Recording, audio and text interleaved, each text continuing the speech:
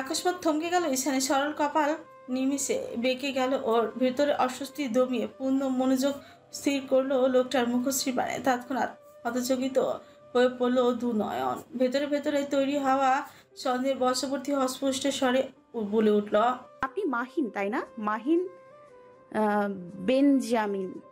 বিপরীত অপ্রস্তুত হাসলো বাহিন। তীব্র সংকোচ উপর নিচ মাথা দুলিয়ে নিঃশব্দে হ্যাঁ জানো শুধু। ঈশানী আর বলার কিচ্ছু নেই। অসহ্য যন্ত্রণার মুহূর্তে গ্রাস করেছে ওকে, মস্তিষ্ক জাগ্রত করে তুলেছে লজ্জাজনক সেই বিষণ্ণ স্মৃতি। এই লোকটা বাগদানের পরে বিয়ে না করে অপায় বানিয়ে চলে গিয়েছিল ওকে। ক্যারিয়ারের এত তাড়া ছিল যে হবু বইয়ের মুখটা ও পর্যন্ত দেখার সময় হয়ে ওঠেনি তার। তাহলে আজ হঠাৎ এভাবে কেন মুখোমুখি হলো সে? ঈশানী তো কিছুই বলার নেই তাকে। আর না আছে কোনো অভিযোগ। পিনপত নীরবতায় কেটে গেল কিয়ৎক্ষণ। মাইন্ড এখনো নিশ্চুপ। তীব্র অপরাধ বোধ নিঃশব্দ কুড়ি কুড়ি খাচ্ছে ওকে। মুহূর্তটা অস্বস্তিদায়ক। সহসা ঈশানী আর দাঁড়ালো না কেন যেন। এভাবে মাইনের সামনে দাঁড়িয়ে থাকতে নিজেকে ভীষণ ছোট অনুভব হচ্ছে ওর। ফলস্বরূপ বিনা বাক্যে সিঁড়ি অভিমুখে পা বাড়ায় ঈশানী। তৎক্ষণাৎ পিছু ঢাকে মাহের। কণ্ঠে একরাশ জড়তা টেনে বলে উঠছে, আমরা একটু একান্তে কথা বলতে পারি ঈশানী? খুব বেশি কিছু না, শুধু একটু সময় চাইছি। ঈশানী জানে না আদতে কি বলতে চায় মাহিন। নিজের মূল্যবান সময় নষ্ট করে মাহিনের অহেতুক কথা শোনার খুব একটা ইচ্ছেও তার নেই। তাও ভদ্রতার খাতিরে না করার অপশন খুঁজে পেল না মির্জা। বিস্তার বেলাভূমি ধরে নিরিবিলি হাঁটছে ঈশানী। ওর সঙ্গে পায়ে পা মিলিয়ে একটু একটু করে এগোচ্ছে মাহিন। ঢেউয়ের গর্জনে মুখরিত চারিপাশ, শঙ্খচিলের কিচিরমিচির শব্দে স্তম্ভিত কর্ণকুহর। আনমনা মেয়েটাকে খানিক বাদে বাদে আর চোখে পরখ করছে মাহিন। বিস্তার বেলাভূমি ধরে নিরিবিলি হাঁটছে ঈশানী। ওর সঙ্গে পায়ে পা মিলে একটু একটু করে এগোচ্ছে মাহিন। ঢেউয়ের গর্জনে মুখরিত চারিপাশ, শঙ্খচিলের কিচিরমিচির শব্দে স্তম্ভিত কর্ণকুহর। আনমনা মেয়েটাকে খানিক বাদে বাদে আর চোখে পরখ করছে মাহিন। সুতির টপস আর লং স্কার্টের সাথে ফ্রেঞ্চ বিনুনিটা বানিয়েছে বেশ। বলা বাহুল্য রুশ কন্যাদের মতোই গোলাপি আভায় আবিষ্ট তার গমরঙা পেলব ত্বক। প্রথমে খুঁচিয়ে খুঁটিয়ে দেখল মাহিন, পরবর্তীতে আফসোসের তরঙ্গচ্ছ্বাস খেলে গেল ওর মানস পর জোরে। ব্যতিগ্রস্ত হয়ে মনে মনে ভাবতে লাগলো, কি করলাম আমি এটা? কেন সেদিন একটা বার মামনির কথা মতো মেয়েটার ছবি দেখলাম না? তাহলে কি আজ এত আফসোস হতো? হতো না বোধ হয়, কারণ সেই দিন এক নজরের জন্য এই মুখটা দেখলে ভবিতব্য আজ পাল্টে যেত। পাহাড় সম অপরাধবোধ গ্লানিতে ডুবে যেতে হতো না আমায়। এই পুষ্প রেণুর মতো প্রস্ফুটিত নীল নয়না হতো আমার, একান্তই আমার। মায়ের ভাবনা সুতো ছিল ঈশানীর পরবর্তী পদক্ষেপে। ও দেখলো মেয়েটা এগিয়ে গিয়ে নারকেল গাছের ছায় আসন পেতেছে। মাহিনও এগিয়ে গেল সেই দিকে। রমণীর সঙ্গে সামান্য দ্রুত বজায় রেখে নিজেও বসে পড়ল নির্দ্বিধায়। দৃশ্যপথে অগাধ জলরাশি, নিদারুণ উত্থান পতন। হাঁটুতে দু হাত ভাঁজ করে সেদিকে নির্বিকারে চেয়ে আছে ঈশানী। নীলাম্বর ওকে পুচে চুপচাপ পলক ছেড়ে বিমুখ চিত্তে আহরণ করছে প্রাকৃতিক কলতান। তুমি? না মানে আপনি দেখতে অনেক সুন্দর। মাইনের সোজা সাপচা কমপ্লিমেন্ট ঈশানী আশ্চর্য হলো না, বরং পাশে ঘাড় ঘুরিয়ে নিরেট স্বরে জানালো, আপনি আমাকে তুমি বলতে পারেন। বয়সে আমি আপনার ছোটই হব। জীবের টাকা অদর ভিজিয়ে কিঞ্চিত মাথা দোলালো মাহিন। খানিক সুকুঞ্চিত হয়ে শুধল। তোমার আমার প্রতি কোনো অভিযোগ নেই? না তো। রমণীর কাট কাট প্রত্যুত্তর, যা মাহিনকে আরো এক দফা আত্মগ্লানির অনলে ডুবিয়ে মারার জন্য যথেষ্ট। খানিক নীরবতা, পরে মুহূর্তেই শুষ্ক একটা ঝোঁক গিলে নিজেকে জাহির করার বৃথা চেষ্টা চালালো মাহিন। বলল, ওয়েল, সেদিন আমি আসলে... জীবের টকায় জড়ো হওয়া বাক্যপান হামেশাই আটকে দিল ঈশানী। কথার মাঝপথে থামিয়ে দিয়ে বলল, আপনার আমাকে এত কিছু কৈফিয়ত দিতে হবে না মাহিন। আমি মোটেও সেদিনের জন্য দুঃখিত নই। আপনিও প্লিজ আমার জন্য দুঃখিত হবেন না। ব্যাপারটা খুবই বিব্রতকর। এত করে আড়ষ্টতার বাত ভাঙলো মাহিনের। সে উদ্গ্রীব হয়ে বলেই উঠল, কিন্তু আমি বলতে চাই ঈশানী, আজ এখানে দাঁড়িয়ে তোমার জন্য নয়, বরং নিজের জন্য দুঃখ হচ্ছে আমার। ক্রমশ আফসোসের গ্লানিতে ডুবে যাচ্ছি আমি। সেই দিনের করা একটা সামান্য ভুল যে আমাকে এইভাবে দুমড়ে মুচড়ে একাকার করে তুলবে, সেইটা আমি কখনো কল্পনাও করতে পারিনি। কেন করছেন এত আফসোস? আপনি একজন প্রত্যক্ষ সেলিব্রিটি, ভুলে গেলেন? অনুভূতহীন জবাব ঈশানীর। মাহিনের চোখে মুখে অসহনীয় উৎপীড়ন, গলায় আহত সুর। সেভাবেই বলে উঠল যুবক। সেদিন বিয়েটা হয়ে গেলে তুমি আমার হতে ঈশানী। এতদিনে আমাদের একটা সাজানো সংসার হতো। তুমি হতে আমার সেই স্বর্গরাজ্যের একমাত্র ঘরণী, আমার নীল নয়না। আমার নীল চোখ দেখে ভয় করে না আপনার? আমি আরো ভেবেছিলাম এই নীল চোখ দেখেই বোধহয় বিয়ে না করে পালিয়েছিলেন আপনি। কথার মাথায় তাচ্ছিলের হাসিতে প্রসারিত হলো রমণীর উষ্ঠধর। এতক্ষণে মাহিন বোধ করলো মেয়েটা বেশ চাপা স্বভাবের। তাকে খোলা বইয়ের মতো চোখ বুলিয়ে পড়ে ফেলা মোটেও সহজ কাজ নয়। ভয়? তোমার চোখ দেখে? হাসালে। কথাটা বলে ফিচেল হাসলো মাহিন। হাসির অন্তরা খেলে গেল একটা অব্যক্ত ব্যথার তুফান। এবার খানিক ইতস্তত কঞ্চে নিজেই থেকে প্রশ্ন ছুড়ল ঈশানী। মা কেন ডেকে পাঠিয়েছে আপনাকে? সরাসরি প্রত্যুত্তর করার সাহস পেল না মাহিন। কৌশলে কথা ঘুরিয়ে বলল, সবকিছু নিয়ে আরেকটা বার ভাবা যায় না? তুমি আমার বাগদত্তা ছিলে। চোখের পলকে বদলে গেল অভিব্যক্তি। মুখায়ব জুড়ে ঝরঝরিয়ে নেমে এলো আধারের ঘন ঘটা। বক্ষ মাঝে একরাশ অস্বস্তি ধরে রেখে পুনরায় প্রশ্ন ছুড়ল ঈশানী। ঠিক বুঝলাম না, কি নিয়ে ভাবতে বলছেন আপনি? প্লিজ। মাহিন যথেষ্ট স্পষ্ট ভাষে, তাই নিজের অপরাধ বোধের মূল্য স্বরূপ ছোট্ট হতে দ্বিধা নেই ওর। অজ্ঞতা ভারী একটা দীর্ঘশ্বাস ছেড়ে জবাব দিল, আমাকে কি আরেকটা বার সুযোগ দিবে ঈশানী? সব কিছু স্বাভাবিক করে তোলার জন্য, তোমাকে বৈধভাবে নিজের করে পাওয়ার জন্য, অন্তত আমার অসহায়ত্বের সেফা দেওয়ার জন্য হলেও আরেকবার ভাবো আমায় নিয়ে, প্লিজ। ঈশানী নিরুদ্বেগ। ওর মাঝে হেলদোল নেই কোনো রূপ। মাহিনের নিজেকে জোকার ছাড়া কিছুই মনে হচ্ছে না এই মুহূর্তে। তাও আরেক দফা মানানোর প্রয়াসই বলল, আমি জানি আমার করা অন্যায়ের ক্ষমা নেই, কিন্তু এই মুহূর্তে দাঁড়িয়ে তুমি আমার না হওয়া জীবনসঙ্গী, এই ব্যাপারটা ভাবলেই হৃদয়টা ছটফট করে উঠছে। এই পুতুল বউটাকে কি করে হাতছাড়া করে ফেললাম আমি। থামুন এবার মাহিন। আহত কণ্ঠস্বর। সত্যি ক্রমশ আফসোসের পারদে এফোর ওফোর হচ্ছে হৃদযন্ত্র। তবুও থামতে বাধ্য হলো মাহিন। মাহিন পুরোপুরি নিশ্চুপ হয়ে গেল নিরাশ ভঙ্গিতে। কথা বলে উঠল ঈশানী। জানেন 1 বছরে কত কিছু বদলে যায়? আদৌ ধারণা আছে আপনার? মাহিন নির্বিকার। চচলে নীল চাহনি যেন ব্যথা সমুদ্র। এই চোখে তাকানোর হিম্মত হলো না ওর। নিস্তব্ধতার ছাপে ফের বলে উঠে ঈশানী, সবকিছু বদলে গেছে মাহিন, কোনো কিছুই আগের মতো নেই আর। জীবনের সবচেয়ে বীভৎস সময় পার করেছি আমি গত 1 বছরে। এখন চাইলেও কেন যেন স্বাভাবিকভাবে সবকিছু ভাবতে পারি না। তাই অনুরোধ করছি নতুন করে আর এসব নিয়ে ভেবে অহেতুক সময় নষ্ট করবেন না। আপনার স্বপ্নের মতো সাজানো ভবিষ্যৎ দয়া করে আমার মতো একটা কোল্ড ব্লাডের পেছনে নষ্ট করতে যাবেন না। কথা শেষ করে তরতরিয়ে উঠে দাঁড়ায় ঈশানী। কাঁধের টোচ ব্যাগটা নিয়ে তাড়াহুড়ো হাঁটা ধরে সম্মুখে। তখনই পেছন থেকে আরেক দফা বাক্য ছুঁল মাহিন। আর যদি বলি পারিবারিকভাবে আমাদের বিয়েটা আবারও ঠিক করা হয়েছে? ধরে নেবেন আমার সম্মতি নেই। পেছনে না ঘুরে কঠোর গলায় জবাব দিল মেজা। ফের গলা ছেড়ে বলে উঠল মাহিন, তুমি মোটেও কোল্ড ব্লাড নও ঈশানী, তুমি ভালোবাসতে জানো। তোমার চোখে আমি নাজুকতা দেখেছি। অনুরূপ প্রত্যুত্তর না করে নির্বিকারে হেঁটে চলে গেল রমণী। বালুর আস্তরে পা দাবিয়ে নিশ্চল কদমে এগুতে এগুতে নিজেকে কছক্ষ করে অভিমানী স্বরে বিড়বিড়ালো সে। বেসেছিলাম তো একটা জানোয়ারকে, যে ভালোবাসা নয় ধ্বংসে বিশ্বাসী, দুর্বলতা নয় নিষ্ঠুরতায় আগ্রহী। নিষিদ্ধ দুনিয়াতে তার অবাধ বিচরণ, অথচ বাস্তবতায় সে মরীচিকার মতোই বেমালুম, অস্তিত্বহীন। বেশ কয়েকদিন পরে শীতের আবহ বিদায় নিয়েছে বহুদিন। বসন্ত এখন মাঝ দুয়ারে। গত কয়েকটা দিন বেশ রৌদ্রোজ্জ্বল থাকলেও আজ সকাল থেকে আকাশটা মেঘলা। ধূসর মেঘের প্রলেপে ঢাকা পড়েছে সূর্যর কিরণ।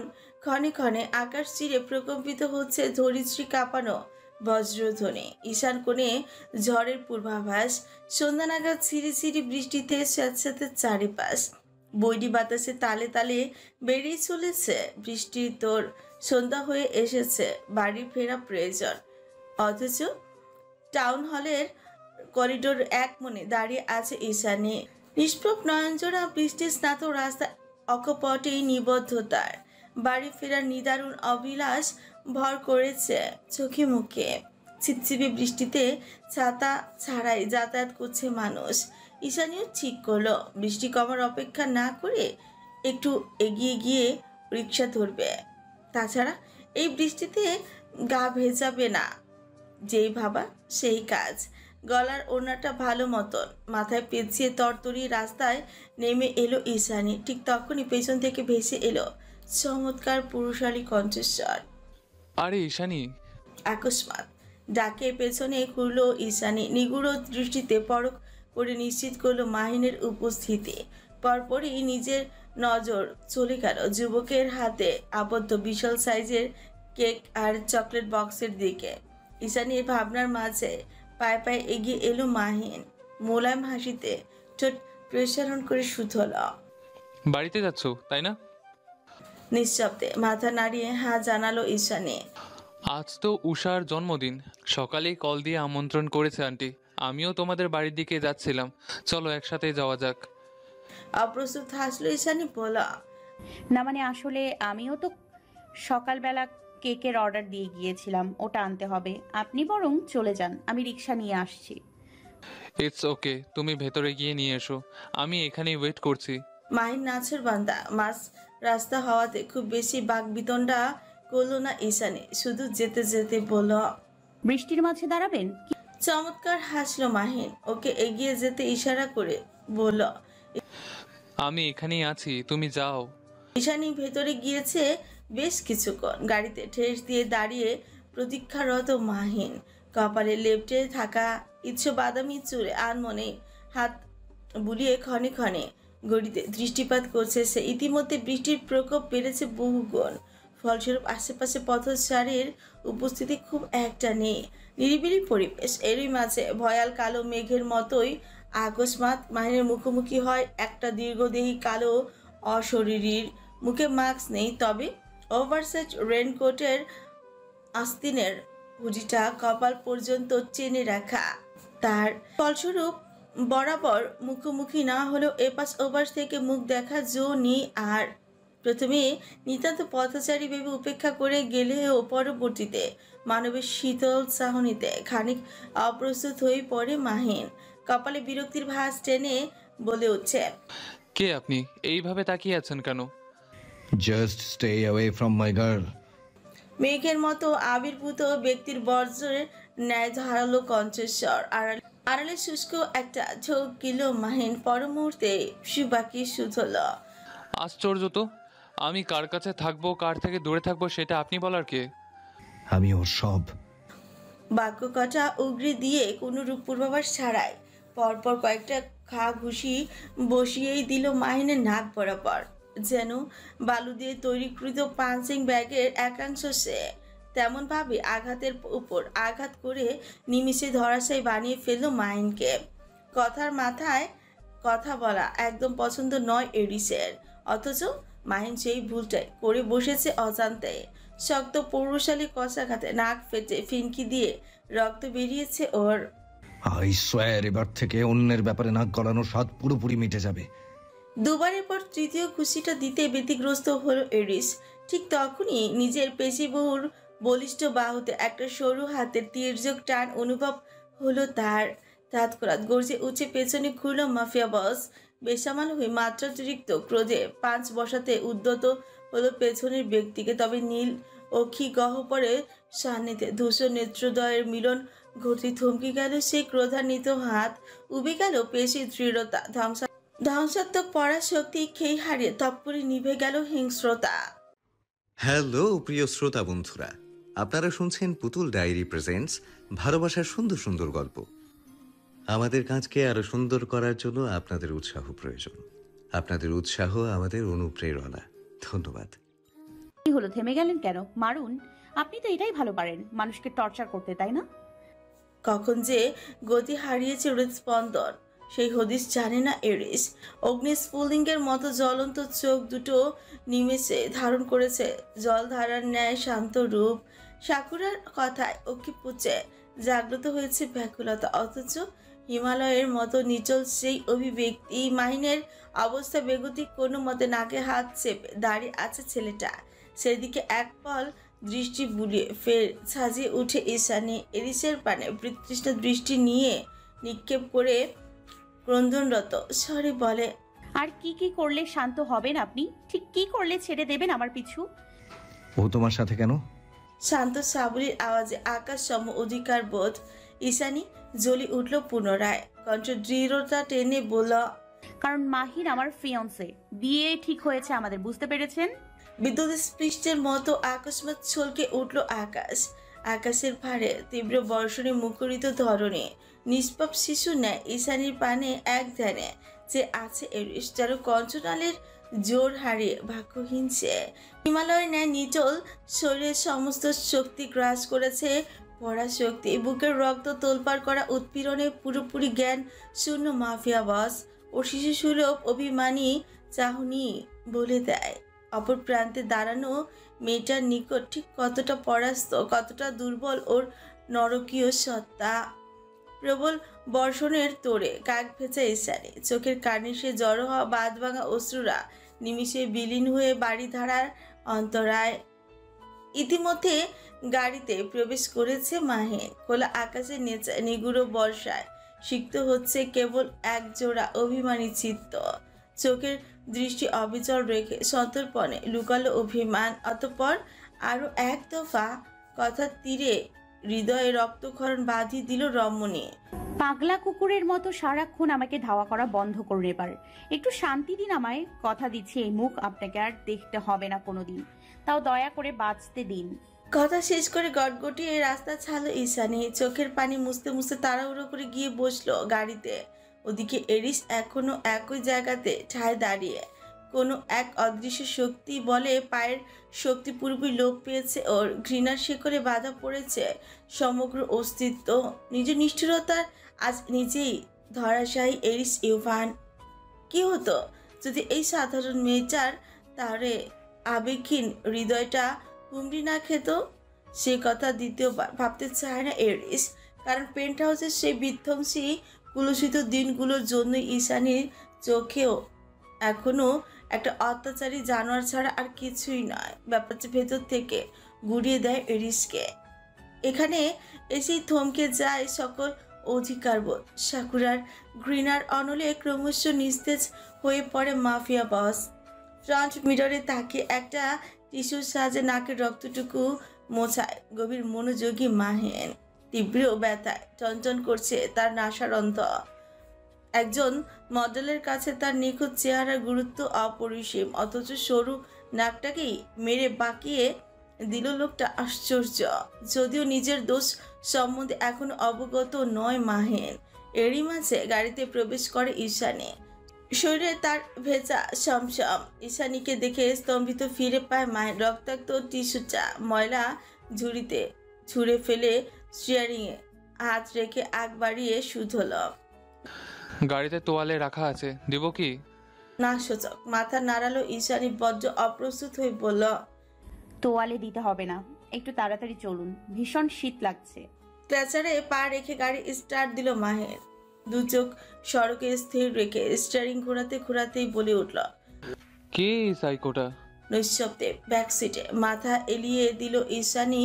চোখ দুটো বুঝে ভারী দীর্ঘশ্বাস ছেড়ে ব্যথাতুর স্বরে জানালো, আমার আত্মা, আমার প্রাণ, আমার অরণ্য মনে মনে আওড়ালো, যে হারিয়ে গিয়েছে এরিস ইউভান নামক নিষ্ঠুরতম হিংস্র সত্তার আড়ালে।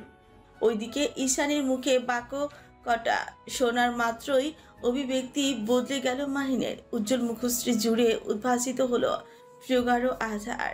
রাস্তায় মনোযোগ স্থির রেখেই তপ্ত শ্বাস টানল মাহিন। মনে মনে অনুভব করল, তার মানে নীল নয়নাকে আমি পাইনি। আমি নই, বরং অন্য কারোর অবাধ বিচরণ রয়েছে তার হৃদয়ে। আমার অনুপস্থিতি, আমার ভুল সিদ্ধান্ত আজ সত্যি সত্যি হারিয়ে দিল আমায়। ফল সিজন চলছে এখন, নির্বিচ্ছিন্ন টুরিস্ট এরিয়া, মার্কেটও ভিড় নেই তেমন। ফলস্বরূপ আজ বহুদিন বাদে কল করে নিঝুমকে শপে ডেকেছে ঈশানী। বিকাল নাগাদ মার্কেটে এসেছে নিঝুম। নিঝুম আসার পরপরই বুটিক হাউস বন্ধ করে দিয়ে ওর সঙ্গে হাঁটতে বেরিয়েছে ঈশানী। নিঝুমকে উদাসীন লাগছে ভীষণ, সুশ্রী মুখে বিষণ্ণতার ছাপ সুস্পষ্ট। তাই আজ চিরচারিত অভ্যাসে ভিন্নতা টানলো ঈশানী। নিজ উদ্যোগে শুধল। এখনো চিটাগাং ফিরলি না যে? ঠোঁট উল্টালো নিঝুম, দায়সারা হয়ে বলল, যেতে তো চাই, কিন্তু খালামণি কিছুতেই ছাড়ছে না। একা থাকে তো সব সময়, তাই আমাকে পেয়ে পারছে না কোটরে লুকিয়ে রাখতে। একযোগে মলিন হাসলো দুজন। ঈশানী ফের শুধল। কেন, তার ছেলে মেয়ে নেই? আছে বিদেশে। আবারও দায়সারা প্রত্যুত্তর করলো নিঝুম। ওর এহেন উদাসীনতা ফ্রিকুচ গেল ঈশানী। মেয়েকে রাগ দেখিয়ে বলল, কি হয়েছে বলতো তোর? তখন থেকে দেখছি চোরের মতো এদিক ওদিকে চোখ ঘোরাচ্ছিস। সত্যি করে বল, কাকে খুঁজছিস?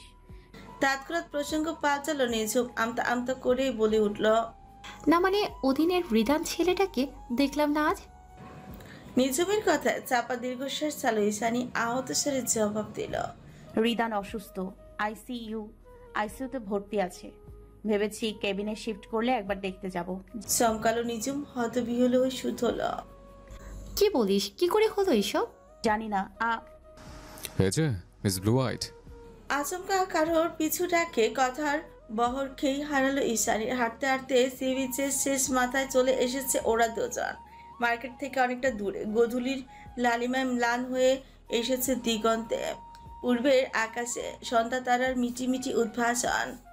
ঠিক তখনই গমগমে আওয়াজ ভেসে এলো অদূর থেকে। সম্বোধনটা পরিচিত মনে হলো ঈশানীর। অজ্ঞতা ডাকের উৎস জানতে একযোগে পেছনে গুলো ওরা দুজনে। ঈশানী যা সন্দেহ করেছিল তাই, এটা আর কেউ নয়, মাফিয়া বসের একান্ত সহচর তুষার জাওয়াদ। মেয়ে দুটো যতক্ষণে পেছনে ঘুরলো ততক্ষণে ওদের কাছাকাছি চলে এসেছে তুষার। এগিয়ে এসে কোনোরূপ বাক্য বিনিময় করার প্রয়োজন বোধ করলো না লোকটা, বরং সরাসরি ঈশানীকে উদ্দেশ্য করে বলল, এরিশ ওয়েট করছে তোমার জন্য, সামনে দাঁড়িয়ে আছে গাড়ি নিয়ে। আমার জন্য মানে? উল্টো প্রশ্ন করে ভ্রু কুচকালো ঈশানী। ঠিক তখনই পাশ থেকে হাঁকিয়ে ওঠে নিজ ব্যাগ্র আওয়াজে শুধোয়, ইস্যু, তোরা দুজনকে চিনিস, আর অ্যারিসি বা কে আগে কখনো বলিসনি তো। দোটানায় পড়ে গেল ঈশানী। কাকে রেখে কাকে উত্তর দিবে, তাও নিঝুমকে শান্ত করার প্রয়াসে বলল, এরিশ কেউ না, বাদ দে তো। কপালে সরু ভাঁজ ছেড়ে তুষারের পানে দৃষ্টিপাত করলো নিঝুম। তার স্বরে বলে উঠল, সত্যি অ্যারিস কেউ না? তাহলে উনি যে বলো। নিঝুমের কথা কোনোরূপ ভাবান্তর হলো না তুষারের। ও পুনরায় ঈশানীকে তাড়া দিয়ে বলল, এরিশ ওয়েট করছে। তুমি নিশ্চয় চাও না সে রেগে গিয়ে আরেক ধ্বংসযোগ্য বাধাক? না। জোর গলায় বাদ সাধল ঈশানী। ভারত চোখ গিলে বলল, যাচ্ছি আমি। আরে অ্যারিসকে সেটা তো বল। ব্যগ্র কদমে এগিয়ে যেতে যেতে নিঝুমের কথার বিপরীতে আস্তে করে প্রতি উত্তর করলো ঈশানী, অরণ্যই এরিশ। কি? আমিও দেখতে চাই অরণ্যকে। ছুমছুমিয়ে কথার বহর ছাড়লো নিঝুম। অতঃপর এগোতে লাগলো ঈশানীকে অনুসরণ করে। তৎক্ষণাৎ পেছন থেকে ওর পাতলা হুডের অস্তিন টেনে ধরলো তুষার। মেয়েটার পায়ের গতি প্রতিরোধ করে গম্ভীর গলায় বলল, তুমি কোথায় যাচ্ছ? অরণ্যকে দেখতে।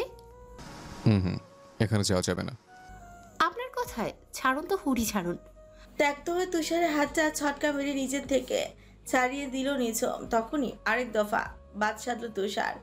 নিঝুমের মুখোমুখি হয়ে দাঁড়িয়ে স্পষ্ট গলায় বলল, আমি বলেছি ওদিকে যাওয়া যাবে না, তার মানে দুনিয়া উল্টে গেলেও যাবে না। বিস্তার সিবিসকে পেছনে ফেলে আড়ষ্ট পায়ে ধীরে ধীরে রাস্তার অভিমুখে এগিয়ে এলো ঈশানী। সরু রাস্তায় ছাড়িয়ে হাইওয়ে দিকে একটু মোড় নিতে দৃষ্টি সীমানার অদূরে ভেসে উঠল বিলাসবহুল রোলস রয়েস। আরেকটু ভালোভাবে খেয়াল করতে নজর এলো রোলস রয়েসের অধিপতির মাস্ক আবৃত ঝাপসা মুখয়ব। কালো হুডির মধ্যবর্তী চেইনটা পুরোপুরি খুলে রাখার দরুন ভেতরে স্কিনি স্যান্ডো গেঞ্জিটা স্পষ্ট দৃশ্যমান। বাংলাদেশের আবহাওয়া তারতম্যের সঙ্গেই বোধহয় জুৎসুই মানিয়ে উঠতে পারেনি তুষারপাতে অভ্যস্ত রাশিয়ান মাফিয়া বস। তাই তো ঘামি শিখত তার চওড়া সুঢল বক্ষদেশ। একটা চাপা দীর্ঘশ্বাস ছেড়ে পায়ে পায়ে সেদিকে এগুলো ঈশানী গিয়ে দাঁড়ালো এরিসের সম্মুখে। ভীষণ রূঢ় স্বরে বলে উঠল, কি বলবেন বলুন। গাড়িতে ওঠো। সোভিয়েত চিত্তে আদেশ করলো মাফিয়া বস। ওইদিকে বাক্যটা শুনে ফিউ বাঁকালো ঈশানী। অপ্রস্তুত হয়ে বলল, গাড়িতে উঠবো মানে? কোথায় নিয়ে যাবেন আপনি আমাকে? তপ্ত শ্বাস ছাড়ল এরিস। মেয়েটার পানে সামান্য গ্রীবা বাঁকিয়ে গম্ভীর গলায় বলল, লিসেন, অযথা প্রশ্ন করো না, কৈফিয়ত দিতে অভ্যস্ত নই আমি। আপনি কি গাড়িতে ওঠার জন্য ডেকে পাঠিয়েছেন আমাকে? কি মনে হয়? তাহলে আমি কোথাও যাব না। কথা শেষ করে ঘাড় ঘুরিয়ে পেছনে হাঁটা ধরে ঈশানী। তৎক্ষণাৎ ওর হাতটা চেপে ধরে এরিস। পরপর হ্যাচকা টানে কয়েক কদম পিছিয়ে এনে রমণীর মাখন নরম হাত দুটো উপরে তুলে কবজিবদ্ধ করে নেয় মাফিয়া বস। বহুদিন বাদে এরিসের এমন ডমিনেন্ট কঠোর আচরণে আতঙ্কে জলোচ্ছ্বাস খেলে যায় নাজুক মেয়েটার বক্ষপিঞ্জরে। লোকটার চোখে চোখ রেখে কুণ্ঠিত স্বরে বলে উঠছে, কি করছেন? রাত হয়ে যাচ্ছে, ছাড়ুন। ঈশানীর কথায় কোনো প্রত্যুত্তর না করে গাড়ির সঙ্গে ওর হাত দুটো সপাটে চেপে ধরল এরিস। অতঃপর নীল চোখের অনলে দৃষ্টিপাত করে কঠোর স্বরে বলল, হয় চুপচাপ গাড়িতে ওঠো, নয়তো রাস্তার মাঝে এভাবেই আমার সঙ্গে লেপ্টে দাঁড়িয়ে থাকো। The choice is yours. আড়ষ্টতায় চোখ মুখ বুজে এলো ঈশানীর। গলা নামিয়ে শুধল, আগে বলুন কোথায় নিয়ে যাবেন? সেটা তোমার কনসার্ন নয়। বাক্য শেষ করে আচমকা গাড়ির দরজা খুলে ঈশানীকে ভেতরে ছুঁড়ে মারল এরিস। অতঃপর নিচেও গিয়ে বসে পড়ল ড্রাইভিং সিটে। সাগর পাড়ে দাঁড়িয়ে নির্বিঘ্নে নিকোটিনের ধোঁয়া উড়াচ্ছে তুষার। নিজমকে বসিয়ে রেখেছে পাশে। সেই তখন থেকে মুখে কুলু পেটে বসে আছে নিঝুম। ওইদিকে সন্ধ্যা ছাপিয়ে রাত নেমেছে ধরনের জোরে। ঈশানীর ফিরে আসার নাম নেই। ফলস্বরূপ এবার আগ বাড়িয়ে কথা বলে উঠল নিঝুম গভীর চিত্তের লোকটাকে উদ্দেশ্য করে শুধল, আচ্ছা ইস্যু, কখন আসবে? রাত হয়ে গেল তো। আমি নিজেও জানি না। সিগারেটের শলাকায় নিগুড়ো টান মেরে জবাব দিল তুষার। এবার নিজুম কিছুটা ইতস্তত বোধ করল। সংকোচ জড়ো সড়ো হয়ে গেল ওর সমগ্র অস্তিত্ব। ভয়ার্থ গলায় বলল, আচ্ছা ইস্যু, ঠিক আছে তো? ওর কোনো ক্ষতি হবে না তো আবার? এরিস ঠিক থাকলে ঈশানীও ঠিক আছে। নির্বিকারে জবাব ভেসে এলো অপর প্রান্ত থেকে। লোকটার দায় সারা জবাবে বিরক্তিতে উচ্চারণ করলো নিঝুম বলল, তাহলে আমাকে বাড়ি পৌঁছে দিন, খালামণি অপেক্ষা করছে। চকিতে ঘাড় ঘুরালো তুষার। শিপাকিয়ে বলে উঠল, আমাকে কি তোমার পার্সোনাল অ্যাসিস্ট্যান্ট মনে হয় যে প্রতিদিন বাড়ি পৌঁছে দেব? কাঠখোচ্চা লোকটার মুখ থেকে এর থেকে ভালো প্রত্যুত্তর আশা করাই যায় না। অজ্ঞতা নিরাশ হলো নিঝুম। দীর্ঘশ্বাস ছেড়ে বলল, অন্তত একটা রিক্সা ধরিয়ে দিন, রাত হয়ে গিয়েছে তো। তৎক্ষণাৎ দাঁড়িয়ে পড়ল তুষার। বিরক্তির স্বরে বলে উঠল, কথা একটু কম বলা যায় না? কোথায় খালামনির বাড়ি? সহসা উঠে দাঁড়ালো নিঝুম। জানালো, এত ঠিকানা মনে নেই, তবে রিস্কওয়ালা মামাকে তন্দ্রা ভিলা বললেই চিনে ফেলবে। তন্দ্রা আমার খালামণির নাম। আকস্মাৎ থমকে গেল তুষার। উষ্ঠদ্বারের ফাঁকে আটকে থাকা আধপোড়া সিগারেটটা পড়ে গেল রাতকরাত। কোনো এক অজানা শিহরণে প্রকম্পিত হলো যুবকের সমগ্র অস্তিত্ব। অচিনে মেয়েটার পানে গভীর দৃষ্টিপাত করে ধাতস্থ গলায় জিজ্ঞেস করলো তুষার, তোমার খালামনির পুরো নাম? ভাবলিসীন হয়ে ঠোঁট উল্টালো নিঝুম। নির্দ্বিধায় জানালো, তন্দ্রা, তন্দ্রা জাওয়াদ। কেন বলুন তো? অহনিশ চলতে চলতে লোকালয় ছাড়িয়ে দূরে, বহু দূরে চলে এসেছে গাড়িটা। গাড়ির ভেতরে পিনপতন নীরবতা। নিটল তমসার মাঝে কেবল ক্ষণে ক্ষণে প্রতিধ্বনি হচ্ছে সরলতার চাপা আর্তনাদ। সেই তখন থেকে ফুপিয়ে কাঁদছে মেয়েটা। সেদিকে বিন্দুমাত্র নজর নেই এরিসের। কোনো এক অযাচিত কারণবশত ক্রোধের তাড়নায় ফুসছে সে। পূর্বাভাস বিহীন প্রলয় আসন্ন, তেমন করেই বেসামাল গতিতে গাড়ির স্টিয়ারিং ঘোরাচ্ছে সে। মাফিয়া বসের উদ্ভ্রান্ত গতিতে কান্নার লাগাম টানল ঈশানী। ভয়ের তোপে জড়সড় হয়ে ও বসে উদ্বিগ্ন গলায় বসে বলে উঠল, কি করছেনটা কি? মেরে ফেলবেন নাকি আমায়? তৎক্ষণাৎ ক্লাচারে পা চেপে হার্ট ব্রেক কষল এরিস। আকস্মাৎ ঘটনায় সামনের দিকে হুমড়ি খেতে খেতে নিয়েও সিট বেল্টের কল্যাণে মাঝ পথে থমকালো ঈশানে। তীব্র ঝটকায় তিরতিরিয়ে কেঁপে উঠল মেয়েটার রুহ, এসে আটকে গেল ঠোঁটের আগায়। ঠিক তখনই আরেক দফা ঝটকা দিল মাফিয়া বস। দাঁতের দাঁত পিষে জানালো, তোমার বিয়েটা হবে না। বিয়ের আগেই পৃথিবী থেকে নিশ্চিহ্ন হয়ে যাবে মাহিন বেঞ্জামিন। কি বলছেন এসব? ঈশানীর কণ্ঠে আতঙ্ক সুস্পষ্ট। যা বলছি সত্যি বলছি, আমি বেঁচে থাকতে এই বিয়ে হতে পারে না।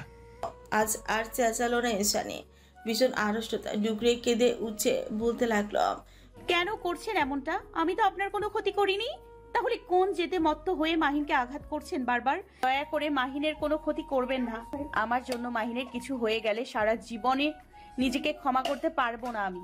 কথা শেষ করার সঙ্গে সঙ্গে আচমকা ইস্যুর পেল কপল খড়খড়ে। দু আঙ্গুলের চাপ প্রয়োগ করে রিস শক্ত হাতে চেপে ধরে। আজ প্রথমবারের মতো জোর খাটিয়ে বলল, মাহিনের জন্য এত কিসের দরদ তোর?